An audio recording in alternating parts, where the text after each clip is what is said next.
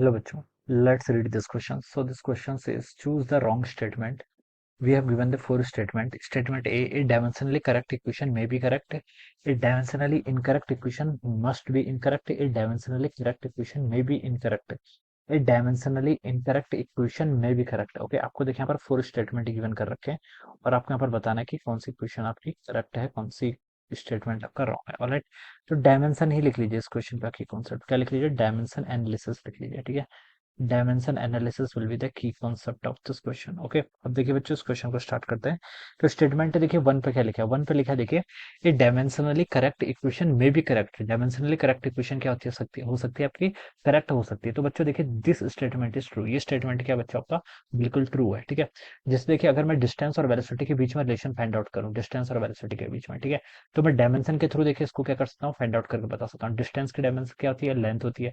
Velocity की dimension LT-1 होती है। ठीक है, और टाइम की डायमेंशन क्या होती है आपकी, टाइम की डायमेंशन आपकी टाइम होती है। अगर मैं इसको एक्स और वाई ऐसे मान लूं, ठीक है, मुझे इतना पता है कि जो आपका डिस्टेंस है वो वेलोसिटी और टाइम के प्रोपोर्शनल है, तो मैं इसको ऐसे लिख सकता हूँ यहाँ से। ऑलराइट, तो इसको अगर मैं यहाँ पर से सॉल्व करूंगा तो ये हो जाएगा L की पावर x और t की पावर कितना, -x+y के इक्वल। अगर मैं इसको लेफ्ट से कंपेयर करूँ तो यहाँ से x की वैल्यू तो 1 आ जाएगी और ये आपका -x+y ये कितना आ जाना चाहिए, आपका 0 के इक्वल आ जाना चाहिए। तो यहाँ से मैं लिख सकता हूँ एक्स भी किसके इक्वल हो जाएगा, वाई के इक्वल हो जाएगा। ऑलराइट, तो एक्स और वाई यानी कि दोनों वन वन के इक्वल हैं, तो मैं यहाँ पर वन वन पुट करूंगा तो डिस्टेंस किसके इक्वल आएगा, वेलोसिटी इंटू टाइम के इक्वल आएगा।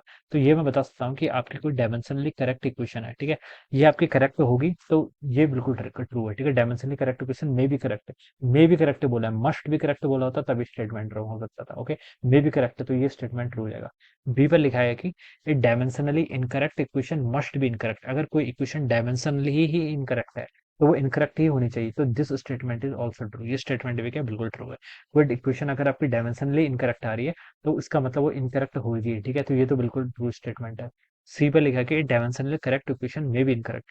कोई इक्वेशन डायमेंशनली तो करेक्ट है बट वो इनकरेक्ट हो सकती है, this statement is also true. कोई डायमेंशनली करेक्ट इक्वेशन इनकरेक्ट हो सकती है। देखिए बच्चों जैसे मैं एस और डिस्टेंस की डिपेंडेंसी एक्सेलरेशन और टाइम पर निकालूंगा, ठीक है, तो देखिए इसको अगर मैं डायमेंशन के थ्रू सॉल्व करूंगा तो 80 स्क्वायर आ जाएगा। कितना हो जाएगा, 80 स्क्वायर। लेकिन हमें पता है कि डिस्टेंस की रिलेशनशिप कैसे होती है, हाफ 80 स्क्वायर होती है।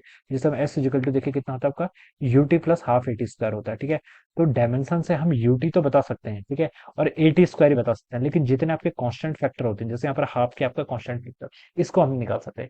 जैसे अगर हम विस्कोसिटी वाले चैप्टर में पढ़ा है हमने, फोर्स किसके इक्वल होता है, देखिए आपका 6 पाई ईटा आरवी के इक्वल होता है। कितना होता है आपका, 6 पाई ईटा आरवी के इक्वल होता है। ठीक है, तो देखिए यहाँ पर हम ये जो 6 पाई है दिस टर्म इज कांस्टेंट, इस कांस्टेंट टर्म को हम डायमेंशन के थ्रू क्या कर सकते हैं, सॉल्व नहीं कर सकते। ठीक है, इसको हम डायमेंशन के थ्रू, काइनेटिक एनर्जी की डिपेंडेंसी कितनी होती है आपकी, हाफ एम बी स्क्वायर होता है। तो डायमेंशन एनालिसिस आपको ये तो बता देगा कि एम बी स्क्वायर होता है, लेकिन ये हाफ वाला फैक्टर उससे नहीं आएगा। ठीक है, तो डायमेंशन इक्वेशन, डायमेंशन का यूज करके जो इक्वेशन हमें मिल रही है जरूरी नहीं है कि वो बिल्कुल करेक्ट हो। ठीक है, तो ये हम बता सकते हैं। तो यहाँ पर सी पे लिखा है कि डायमेंशनली करेक्ट इक्वेशन में भी इनकरेक्ट है, तो हो सकती है इनकरेक्ट। ठीक है, देखिए यहाँ पर दोनों साइड में आपकी डायमेंशन क्या सेम है, लेकिन अगर मैं इसको एम बी स्क्वायर लिख लेता हूँ सर, अगर हाफ वाला फैक्टर हम डायमेंशन से सॉल्व करेंगे तो नहीं आएगा, तो इक्वेशन क्या होगी कि इनकरेक्ट होगी। तो ये स्टेटमेंट भी ट्रू है।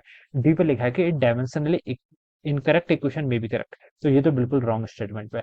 अगर कोई इक्वेशन डायमेंशनली ही इनकरेक्ट होगी है तो वो कभी भी करेक्ट हो ही नहीं सकती, किसी भी सिचुएशन में करेक्ट नहीं हो सकती। ठीक है, तो हमसे पूछा था कि चूज अ रॉन्ग स्टेटमेंट, तो ऑप्शन डी क्या होगा इसके यहाँ पर से, रॉन्ग स्टेटमेंट होगा। And this will be the answer of this question, ये क्या होगा इसका, इस क्वेश्चन का आपका आंसर हो जाएगा। Alright, so I hope you are understood this concept. All the best and thank you so